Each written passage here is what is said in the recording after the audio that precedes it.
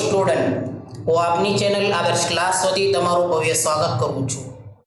આજે આપણે ધોરણ 10 ગણિત ચેપ્ટર 1 વાસ્તવિક સંખ્યાઓ તેના સ્વાધ્યાય 1.1 નો દાખલા નંબર 5 અને 7 ભણીશું। ચાલો સમયનો બગાડ કર્યા વિના ભણવાની શરૂઆત કરીએ। દાખલા નંબર 5 કોઈ પ્રાકૃતિક સંખ્યા n માટે 6n નો અંતિમ અંક શૂન્ય થાય કે નહીં તે ચકાસો। તો સૌથી પહેલા તો રકમ થોડી અટપટી છે, તમને સમજવા પણ નહીં આવે। હું તમને થોડી ઈઝી ભાષામાં સમજાવવાની કોશિશ કરું છું। અને એક વાત તમને જણાવી દઉં કે આ દાખલો હજુ સુધી બોર્ડની એક્ઝામમાં આવ્યો નથી, છતાં પણ આપણે ભણાવી નાખી છે, કદાચ આવી જાય તો આપણે લખી શકીએ। જો પહેલા તો રકમ શું કહેવા માંગે છે, આપણે આ રકમ જે લખ્યું છે એનાથી સમજતા નથી, સીધો આપણે સરળ ભાષામાં કે રકમ શું કહેવા માંગે છે।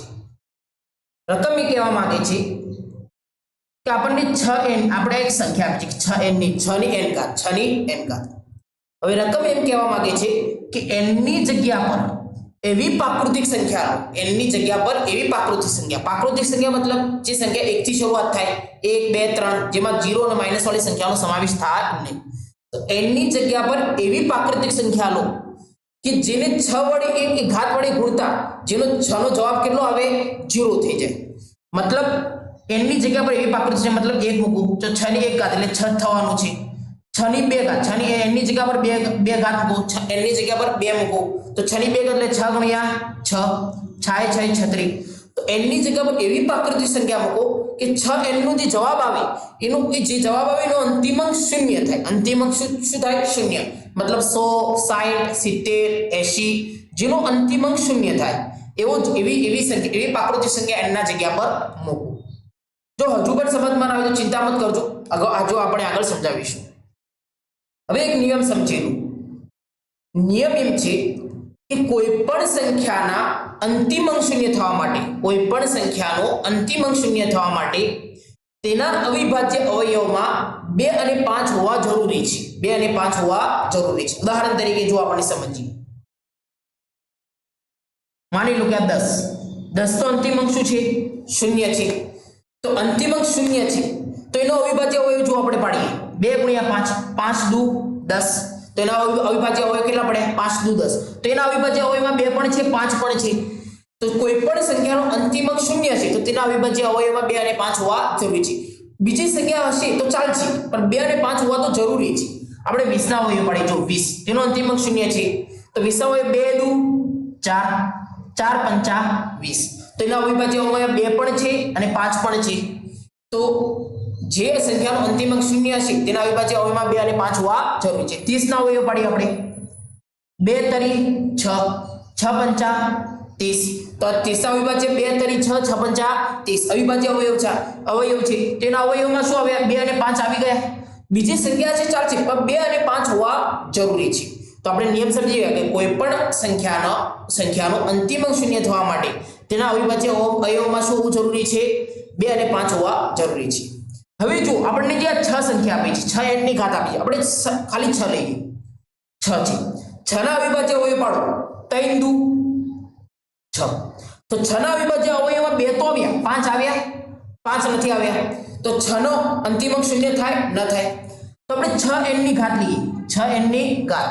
હવે જો 6n ના જગ્યા પર આપણે પ્રાકૃતિક સંખ્યા મૂકીને આપણે ચેક કરીએ, n ની જગ્યા પર આપણે 2 મૂકીએ, કેટલા મૂકીએ 6 ની જગ્યા 1 મૂકશો તો 6 એકા 6 થવાનું, n ની જગ્યા પર આપણે 2 મૂકીએ તો n ની જગ્યા પર 2 મૂકજો 6 તો 6 ગુણ્યા 6, n ની જગ્યા પર આપણે 2 મૂકીએ એટલે 6 ની 2 ઘાત મતલબ 6 ગુણ્યા 6, તો 6 ગુણ્યા 6 ના અવયવ પડે તો 3 દુ 2 6 બે વાર લખ્યા છે તો 6 ના હોય એટલે 3 દુ 6 ગુણ્યા 3 દુ 6 બે વાર થશે। તો 6 ગમે તેટલી વાર 6 આપણે ગમે તેટલી વાર લખી પણ એના અવયવમાં શું આવશે 3 દુ 6 3 દુ 6 3 દુ 6 એવું ચાલતું જ રહેશે। વિધ 6n ની ઘાત પર લઈશું તો આપણને શું આવશે 3 દુ 6 અને એની n ઘાત આવશે, 3 દુ 6 એની n ઘાત।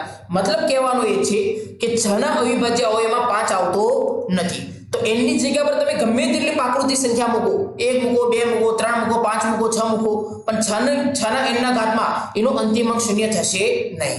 તો આપણે એટલું તો સમજમાં આવી ગયું કે 6 ની n ની જગ્યા પર ગમે તે પ્રાકૃતિક સંખ્યા મૂકો તેનો અંતિમ અંક કદી શૂન્ય થશે નહીં. હવે આપણે કેવી રીતે લખવું છું, એક્ઝામમાં કેવી રીતે લખવા, તો સમજાવવા માટે હતું. ભાઈ એક્ઝામમાં આપણે કેવી રીતે લખશું,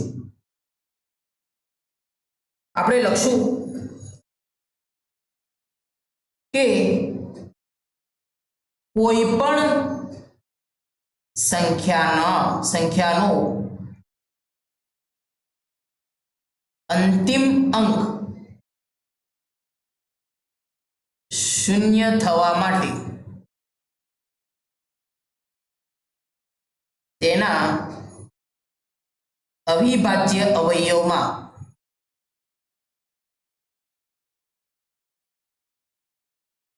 2 અને 5 હોવા જરૂરી છે.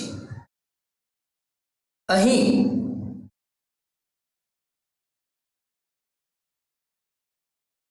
છના અવયવ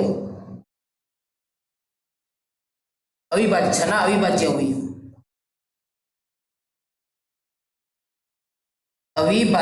અવયવ 2 × 3 છે. માટે 6n ના અવિભાજ્ય અવયવ પણ કેટલા થાય, અવિભાજ્ય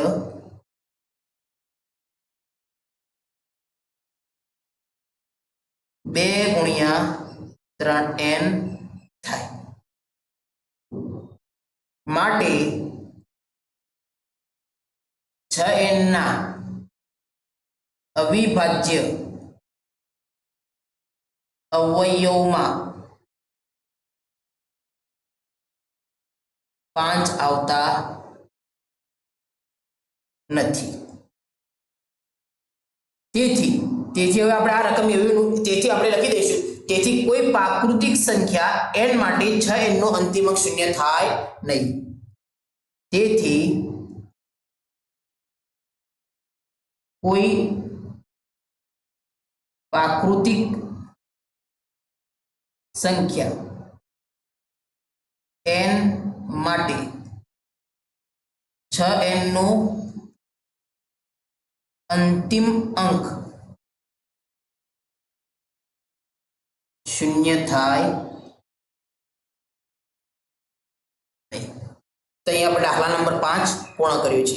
તો આપણે દાખલા નંબર 5 માં શું લખ્યું છે, આપણે જે સમજાવ્યું એ લખ્યું કે કોઈ પણ પ્રાકૃતિક સંખ્યાના અંતિમ અંક શૂન્ય થવા માટે આપણે શું જરૂરી છે, તેના અવિભાજ્ય અવયવમાં 2 અને 5 હોવા જરૂરી છે. તો 6 ના અવિભાજ્ય અવયવ કેટલા પડ્યા, 2 × 3 છે. માટે 6n નો અવિભાજ્ય અવયવ 2 × 3n થાય. માટે 6n ના અવિભાજ્ય અવયવમાં શું નથી આવતા, 2 આવે છે પણ 5 આવતા નથી. તેથી કોઈ પ્રાકૃતિક સંખ્યા n માટે 6n નો અંતિમ અંક શૂન્ય થાય નહીં. આ બધું રફ કામ હતું, આ સમજાવવા માટે હતું.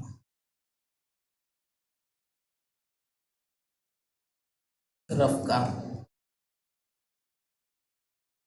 હવે આપણે દાખલા નંબર 7 ભણીએ. દાખલા નંબર 6 ભણાવ્યો નથી અને એક્ઝામમાં આવશે પણ નહીં. એને ભણવાની કોઈ જરૂર પણ નથી, ચાહે સ્ટાન્ડર્ડ હોય કે બેસિક હોય, કોઈને પણ ભણવાની જરૂર નથી. દાખલા નંબર 7 જુઓ. એક રમતના મેદાનમાં વર્તુળાકાર માર્ગ છે. જુઓ, હવે આપણે પહેલા રકમ વાંચી નાખીએ. સોનિયાને તેનું એક પરિભ્રમણ પૂર્ણ કરતા 18 મિનિટ લાગે છે, જ્યારે રવિને તેનું એક પરિભ્રમણ પૂર્ણ કરતા 12 મિનિટ લાગે છે. ધારો કે બંને એક જ સમયે એક જ બિંદુએથી એક જ દિશામાં પરિભ્રમણ કરવાનું પ્રારંભ કરી છે, શરૂઆત કરી છે. પ્રારંભ એટલે શરૂઆત કરી છે. તો કેટલી મિનિટ બાદ બંને ફરી પ્રારંભ બિંદુ પર ભેગા થાય. પ્રારંભ એટલે જોથી શરૂઆત કરી તે ભેગા થાય. જો આપણે રકમ સમજીએ, એકદમ ઈઝી રીતે આપણે સમજીએ. માની લો કે આ વર્તુળાકાર મેદાન છે, આ વર્તુળાકાર મેદાન છે. હવે જો વર્તુળાકાર મેદાનમાં શું થાય છે, હવે એક છોડી છે સોનિયા અને એક છોકરો છે રવિ, બંને એક જ જગ્યાએથી દોડવાનું શરૂઆત કરી છે. માની લો કે બંને અહીંયાથી દોડવાનું શરૂઆત કરી છે અને બંને એક જ સમયે દોડવાની શરૂઆત કરી છે. એક જ જગ્યાએથી દોડવાનું શરૂ કરી છે અને એક જ જગ્યાએથી દોડવાનું શરૂ કરી છે. એક જ સમયે પણ દોડે છે અને એક જ જગ્યાએથી. હવે જો સોનિયા જે આ વર્તુળ પર દોડે છે અને જે આ વર્તુળનું એક ચક્કર પૂર્ણ કરે છે, તે માટે કેટલો સમય લગાવે છે સોનિયા? 18 મિનિટ લગાવે છે. કેટલા સમય લગાવે છે? 18 મિનિટમાં એક ચક્કર પૂર્ણ કરે છે. અને રવિ જ્યારે વર્તુળનો ચક્કર પૂર્ણ કરે છે એ કેટલો સમય લગાવે છે? 12 મિનિટ. મતલબ બંનેમાંથી ઝડપી કોણ દોડે છે? રવિ. રવિ 12 મિનિટમાં ચક્કર પૂર્ણ કરશે અને શૂન્ય કેટલી મિનિટમાં ચક્કર પૂર્ણ કરશે? 18 મિનિટમાં. હવે શું થાય છે? રવિ અને શૂન્ય બંને આ જગ્યાએથી એક જ સાથે એક જ સમયે દોડવાની શરૂઆત કરી છે. તો શું થશે?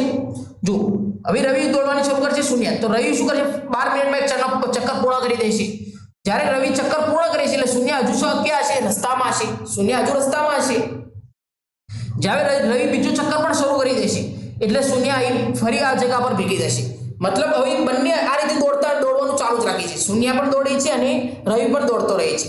તો બંને હવે દોડતા કેટલી સમય બાદ ફરી આ પ્રારંભ બિંદુ પર ભેગા થાય? ક્યારે બંને આ પ્રારંભ જ્યાંથી દોડવાની શરૂઆત કરી હતી, જ્યાંથી બંનેને દોડવાની શરૂઆત કરી હતી, એ ક્યારે બંને એક જગ્યા પર ભેગા થશે? કેટલા સમય બાદ? એ સમય શોધો. તો જો તમને એકદમ ઈઝી ભાષામાં સમજાવી દઉં.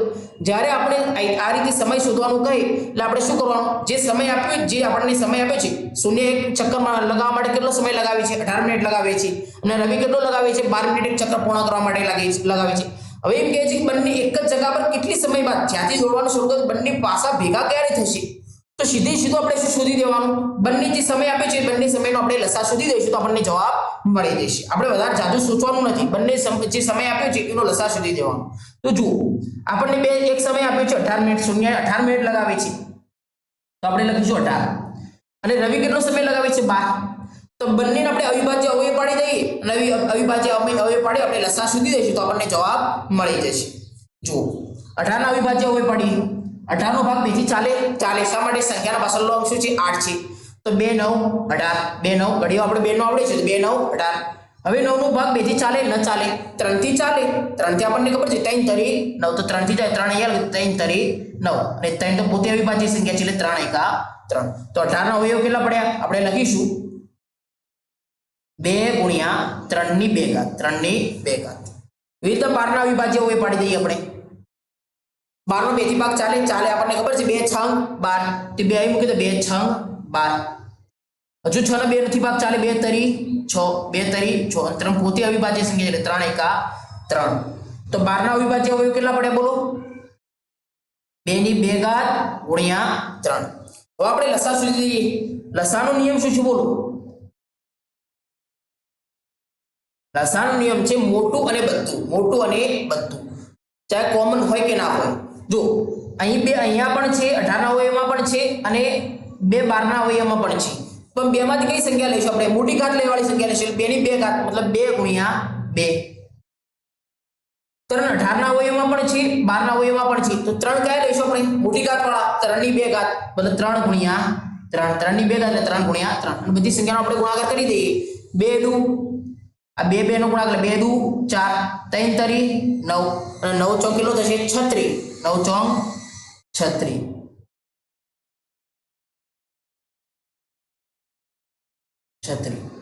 તો બંને કેટલા સમય બાદ બંને ભેગા થશે? તો આપણે લખીશું માટે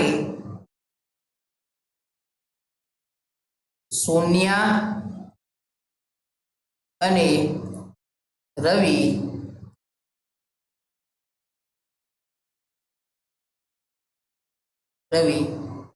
માટે સોનિયા અને રવિ 36 મિનિટ બાદ ભેગા થશે. તો આઈ હોપ, હું આશા રાખું છું કે તમને દાખલા નંબર 5 અને દાખલા નંબર 7 સમજમાં આવ્યો હશે. જો સમજમાં આવ્યો હોય તો ચોક્કસ વિડીયોને લાઈક કરો, અમારી ચેનલને સબસ્ક્રાઇબ કરો, જેથી અમે તમારી માટે વધારે પડતી મહેનત કરીએ. ચાલો આપણે નેક્સ્ટ લેક્ચરમાં મળીએ.